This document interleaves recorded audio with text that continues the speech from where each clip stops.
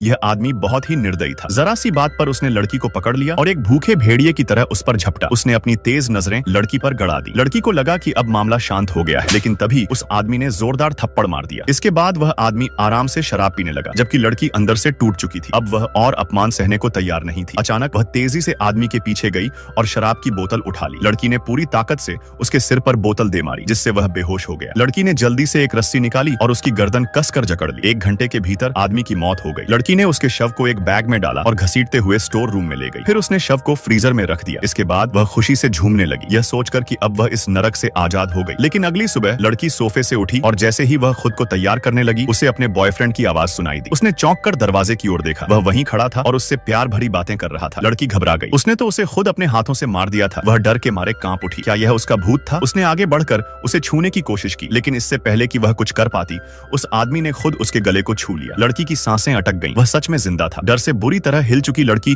Store room में भागी और फ्रीजर खोलकर देखा। शव अब भी वहीं पड़ा था, लेकिन फिर दरवाजे पर खड़े अपने बॉयफ्रेंड को देखकर उसके होश उड़ गए। अगर असली शव यहाँ है तो यह आदमी कौन है? लड़की ने उसे फिर से मारने की योजना बनाई, लेकिन यह सोचकर डर गई कि कहीं वह फिर से जिंदा न हो जाए। इसलिए उसने रात में उसके शव के मांस को काटकर स्वादिष्ट मीट बॉल बना दिए और अगली सुबह उसे खिलाने की कोशिश की। बॉयफ्रेंड ने बड़े चाव से वह मीट बॉल लिया और तारीफ की, लेकिन जैसे ही वह बाहर निकला उसने उसे फेंक दिया। रात को जब वह घर लौटा तो उसने लड़की से कहा, तुम्हारे बनाए मीट बॉल बहुत स्वादिष्ट थे, और लड़की को दिखाने के लिए खाली डिब्बा सौंप दिया। लड़की ने डिब्बा खोलकर देखा और राहत की सांस ली कि उसने सच में खा लिया। लेकिन फिर लड़की को अचानक याद आया कि कुछ महीने पहले वह पहली बार इस आदमी से केक की दुकान में मिली थी। धीरे धीरे वे दोनों प्रेमी बन गए और 6 महीने से साथ रह रहे थे। लेकिन 1 हफ्ते पहले से ही उसका व्यवहार बदल गया था। वह रोज हिंसक हो जाता और लड़की को बेरहमी से पीटता। इसीलिए उसने उसे मारने का फैसला किया था। पर जब वह स्टोर रूम के पास गई तो देखा कि उसका बॉयफ्रेंड वहां खड़ा दरवाजा खोलने की कोशिश कर रहा था। वह घबराई और चिल्लाई, तुम वहां क्या कर रहे हो? बॉयफ्रेंड ने जवाब दिया। अंदर से कोई चीख रहा था। लड़की के पैरों तले जमीन खिसक गई। फिर अचानक एक FBI एजेंट